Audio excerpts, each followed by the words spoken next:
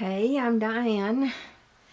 The last video I made about I lost everything, after I made the video, I just kept thinking about it and kept thinking about it. And I'm thinking, how did I get through all of the things that I've been through? Now, there was a few years, I have to tell you, and I'll tell you later when those years were, that I did not want to live. And I had to fight every day to stay alive. No lie. I'll tell you that in a minute. But anyway, I just thought, all of my life, I can go back to when I was a little child, that I have had chapters in my life, and they all kind of sucked for whatever reason. And I'm just going to tell you about them real quickly, run through them. And just, again, I'm going to ask myself, how did I make it through? I know God was a big part of it. I understand that. But that my title is, if I'm not broken by now, then I never will be. I must have a strong, whatever it's called, fortitude, because I have been through some crap. Now, I call this chapter 1. This is grammar school, middle school, high school. I was an introvert, uncomfortable being at school, even though I had many friends. I was shy. I would embarrass easily. My father's family were the same way. I mean, I got it honestly. That's all I can say about that. You either are or you're not an introvert, or you're either an extrovert or you're not, or you're in the middle. You know, you can't help what your personality is, what you're born with. But I was very uncomfortable all the time. And like speaking in a classroom in front of everyone, like getting up and giving a report, that was torture. And I know that's ironic now, since I am speaking on YouTube to many people. That is ironic. But anyway, then chapter 2, I went on a blind date, met my husband, as I think it was right before my senior year. So we dated all of that time. I went on a senior trip. He cheated on me while I was gone. He went to a different school. Then we both went to a year of college locally, because we were going to get married. So we went to a local college. And after we got through with 1 year, we got married. And we both finished school. And we both became teachers. He became football coach. Well, he started cheating. He was probably cheating all the time. I just didn't know about all of them. But he was a cheater, for sure. So he started going to law school while he was teaching. So he was gone a lot. A lot. Don't think I really cared. But anyway, when we were both the same age, when we became 27, he left me for a 19-year-old. He had just finished law school, had just passed the bar. It took him 3 times to pass the bar. So as soon as he passed the bar, he left me and our 2 children, and he never looked back. Seriously, he never looked back. He didn't throw any money behind him or anything. He just left, which was okay. I have to tell you something about after he left me. This is part of chapter 2. Of course, I had nothing to do with any of that. He was caught driving while intoxicated many, many times. Now, the ironic thing is, he was the local chapter leader of MAD, Mothers Against Drunk Driving. Can you imagine? Anyway, he lost his law degree, lost his license over all of that. I think it was deserved. Okay. Chapter 3. I ran into a classmate at church one day. I had graduated with him. We were the same age also. Well, ended up I married him.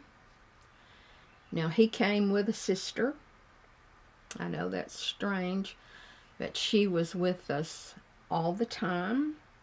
If we went on vacation, she went on vacation.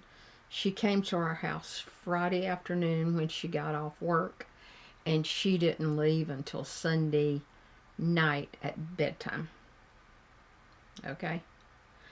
You know, I didn't mind her being there sometimes, but she was just a fixture. Oh, I forgot to turn my phone off. She was a fixture in our household. And that's okay. I love her now. She's deceased now.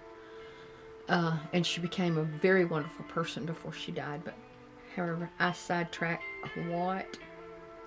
But I did everything. I cooked. You know, I cleaned it up. She did not help me do any of that. Not that I expected her to, but you know, you kind of did, since she was spending the night with us all weekend, every weekend. You know, the only thing my husband ever did, he never took out the garbage. The only thing he ever did was mow, because he got to ride a tractor, I think. Anyway, he was in one financial scrape after the other. And that's all I'm going to say about that, because I'm not going to belittle him anymore about that. But after 7 years, oh, and by the way, his mother-in-law disliked, my mother-in-law, his mother disliked me tremendously. And, you know, she couldn't hide it. I knew it. I did make a video called Mother-in-Law. That's a good one. You need to watch it. So chapter 5, I divorced him and everyone else. Okay, it's chapter 4. I bought a home that the owner financed it because I couldn't afford where I lived before. So I'm making curtains, which I've been doing since I stopped teaching school. That I loved it. That is my trade. I'm good at it. And then my daughter and I started flipping houses. Okay. Then the 2008 happened. I lost several properties, lost my home, lost everything. That's where that video comes from, talking about how I survived getting through that. But then it's chapter 5. When the house was almost finished, I always had hope that everything would be okay. I always had hope.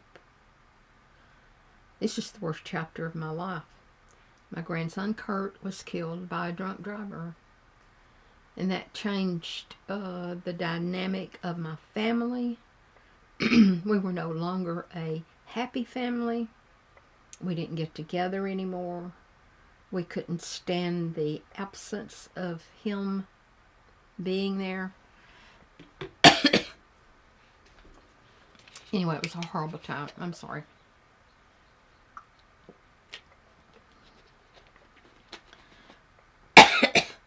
Chapter 6. I'm going to stop a minute. So chapter 6 was my grieving years. I grieved heavily. Heavily. I did nothing but grieve.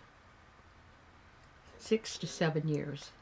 7 years I started to pull out of it. if there's such a thing as pulling out of it. But it became bearable. Now during those years, the bad years, those are the years that I didn't want to live. I tried to figure out ways that I wouldn't have to live. But, you know, I always thought about all my other children and all my other grandchildren. They were grieving as well. Was I going to just burden them more? No, I couldn't do that. So, okay. But the thing about what happened with Kurt, all hope at that point was gone. There was no more hope because all the other chapters of my life, I had hope that things would be better. Now, when he died, I was 63 or 64. At that age, there's no hope left. I mean, you're at the end of your life. Now you just think, I'm just going to grieve the rest of my life until I die. That's all I can do. Okay? Nothing mattered. I didn't care about anything. Okay, chapter 7 is coming along. That's when I decided to sell my house and move into my shed I had in the backyard. Yeah. That was my, I guess, saving grace. I mean, it gave me something to look forward to. I know I was leaving my home that I loved, but I couldn't really pay for it. You know, I had to work all the time just to pay to live there. Just wasn't worth it. So when I moved into the shed, I was still working, still had business, still making curtains and Roman shades. I had more money than I actually needed for the first time in my life. So I was able to put back money to prepare myself for chapter 8, which is my retirement years. I've only been retired, I don't know, 4 weeks maybe 4 weeks. And I am at peace. I am content here. I think my little home is beautiful. I love it. And some people have asked, well, did you have a good life? I would answer that with no, I did not have a good life. I don't think I did. I'm sure that some of you have had a worse life, but I did not have a good life. I didn't enjoy much of it. You couldn't pay me, to relive it and be rich in the process. No, I couldn't do that. No. Did you have happy times? Yes, I did find some happiness during those years. And actually, that'll be another video next week. I'm going to share some happy times because I know I've complained a lot. And I don't really mean to complain. I'm just telling you about my life. I just really wanted to finish that video that I just made with, explanations. Anyway, love's coming your way, guys.